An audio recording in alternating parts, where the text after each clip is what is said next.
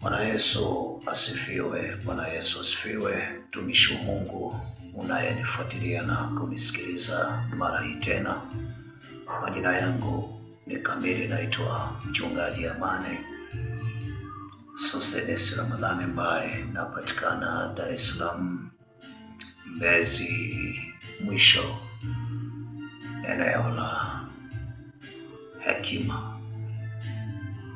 Na kukaribisha tena msikilizaji wangu ambaye umekuwa ukinifuatilia. Karibu tena, tuendelee kujifunza pamoja. Baada ya kipindi kirefu, hatimaye Mungu amenipa neema ya kurudi tena. Namshukuru Mungu kwa kuwa kama kuna wakati wa mimi kukufundisha, basi na kuna wakati wa mimi pia kufundishwa. Kwa hiyo nilikuwa shuleni na mimi nafundishwa ili nije nikufundishe wewe. Karibu sana unifuatilie. Siku ya leo tuna kichwa cha somo kinachosema vita vya kiroho kwa muamini. Vita vya kiroho kwa muamini.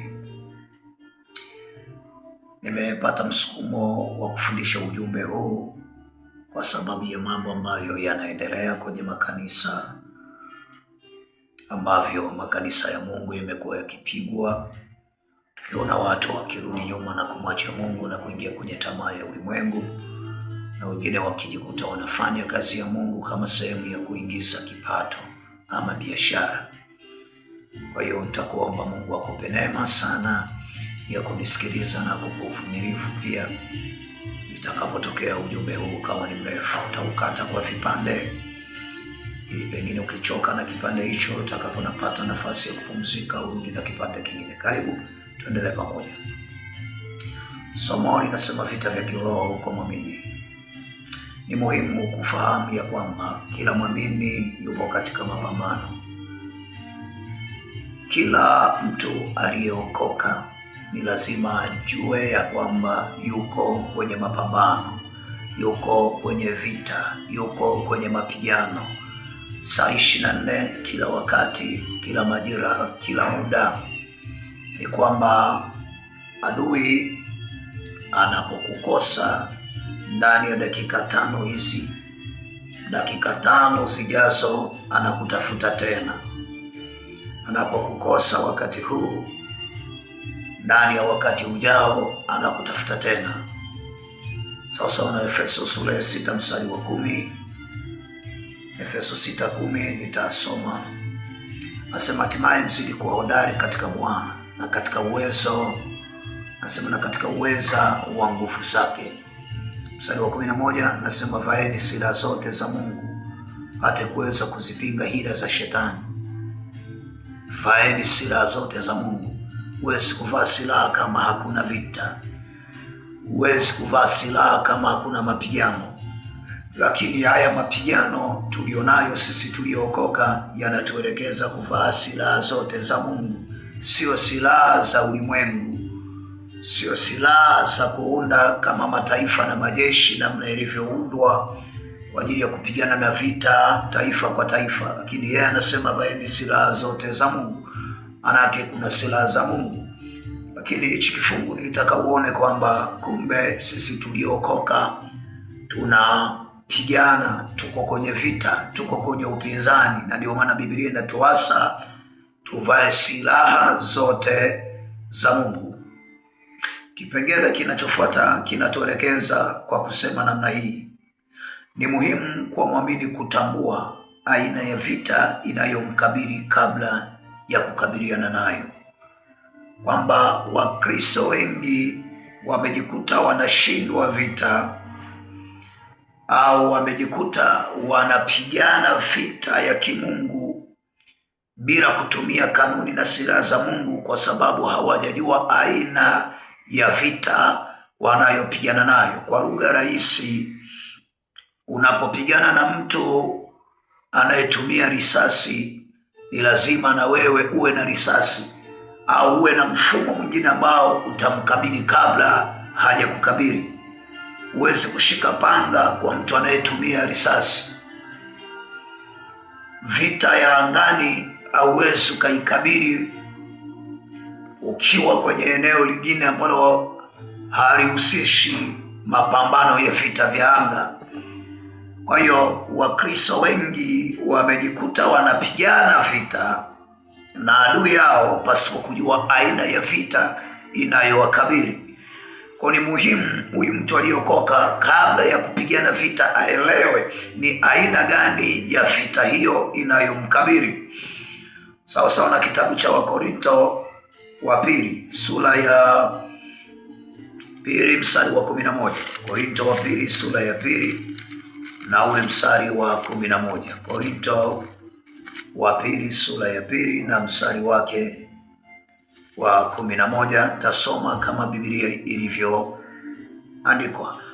Biblia inasema, shetani asije akapata kutushinda, kwa maana hatukosi kuzijua fikra zake. Huyu ni Paulo anawaambia Wakorinto kwamba ibilisi asije akatushinda, kwa maana hatukosi kuzijua fikra zake. Fikra zake, shika hichi kifungu. Na hichi kifungu ndicho kinachoangamiza Wakristo wengi, na hichi kifungu ndicho kinachosababisha Wakristo wengi wanaangamia. Anasema shetani asije akapata kutushinda, kwa maana hatukosi kuzijua fikra zake. Sasa Wakristo wengi wanashindwa na shetani, si kwa sababu hawana nguvu na uwezo wa kumshinda, si kwa sababu hawana silaha za kumshinda. Wanashindwa kwa sababu hawazijui fikra zake. Wanashindwa kwa sababu hawajui mipango yake. Na ndio maana makanisa mengi ukiwafundisha siri ya kuasi, ukiwafundisha siri ya mashetani, wanakuambia usituhubirie habari za mashetani kanisani. Lakini huyu Bwana anasema hatukosi kuzijua fikra, kwamba ili tumshinde inatulazimu tuzijue fikra, inatulazimu tujue anafikiria nini juu yetu, inatulazimu tujue ya kwamba anapanga nini juu yetu, ili tujue tunakabiliana vipi. Kwa hiyo makanisa mengi yanapigwa kwa sababu hayajui adui ana mpango gani juu ya hayo makanisa. Nafikiri sasa ulishakwisha elewa kwenye kifungu kwamba ni muhimu kwa mwamini kuzijua, ni muhimu kwa mwamini kujua aina ya vita anayokabiliana nayo kabla ya kukabiliana nayo. Ni muhimu afahamu, ni muhimu afahamu, ni muhimu afahamu, ni muhimu afahamu. Kifungu kinachofuata kinasema ni muhimu kwa mwamini kuzijua silaha au njia za adui yako kabla ya kukabiliana naye. Ujue silaha zake, ujue mbinu zake, njia zake kabla haujaanza kukabiliana na adui yako, ndipo patakuletea ushindi. Sasa tuna watu wengi ambao wameshindwa kuendelea kwenye maisha matakatifu ya kumtumikia Mungu kwa sababu hawajui njia za adui yao. Wanapita mahali anakopita adui yao, wanagusa vitu walivyounda adui yao kuwa mtego wa kuwanasa wao, mitego waliowategea kwa kutoshindwa, kwa kutoijua, kumesababisha hawa wanaoitwa watu wa Mungu wakanaswa na kutolewa kwenye himaya ya Mungu. Naomba niendelee kwa hatua ijayo au kwa hatua inayofuata. Taratibu utanielewa. Kifungu kinachofuata ni muhimu kujua silaha za kutumia wakati wa vita. Kwamba baada sasa ya kuwa umeshaelewa aina ya vita unayokabiliana nayo, na baada ya kuwa umeshaelewa silaha, mbinu za adui yako, ni muhimu sasa na wewe ujue ni silaha gani za kuzitumia wewe kukabiliana na adui yako. Sasa hapa napo kumekuwa na wimbi la Wakristo wengi wasiojua silaha za kupigana na adui zao. Wameshindana kimwili. Saa ingine umekutana na maneno magumu, watu wakiwasema vibaya, watu wakiwatamkia mabaya, wakajikuta wanapigana vita kwa sababu hawajui silaha za kukabiliana na adui zao. Badala ya kukabiliana nao kwa namna fulani, wakajikuta wanajibu isivyopaswa. Mtu anadhulumiwa na yeye anarudisha aina ya mabaya, anatukanwa, anapigwa, anaonewa na ameokoka, naye anasimama, anakunja ngumi, anapigana. Ni kwa nini? Ni kwa sababu hajui ni silaha ipi ya kukabiliana na anayempiga kimwili. Hajui ni silaha ipi ya kukabiliana na anayemsema kimwili. Kwa hiyo hii imepelekea wimbi kubwa sana la watu wa Mungu kutoka kwenye njia ya Mungu na kuwa chini ya utawala wa adui yao pasipo wao kujielewa. Naomba tuendelee na hatua inayofuata, tuendelee kujifunza. Ni muhimu kujua silaha za kutumia wakati wa vita, kama Waefeso 6:12 inavyosema. Takusomea Efeso 6:12. Biblia inasema katika kitabu cha Waefeso 6:12, kwa maana kushindana kwetu sisi si juu ya damu na nyama, bali ni juu ya falme na mamlaka, juu ya wakuu wa giza hili, juu ya majeshi ya pepo wabaya katika ulimwengu wa roho. Kwamba hatushindani neno kwa neno. Wao wakisema maneno, sisi tunatuma neno la Mungu. Wao wakipiga ngumi ya kimwili, sisi tunatuma ngumi ya kiroho.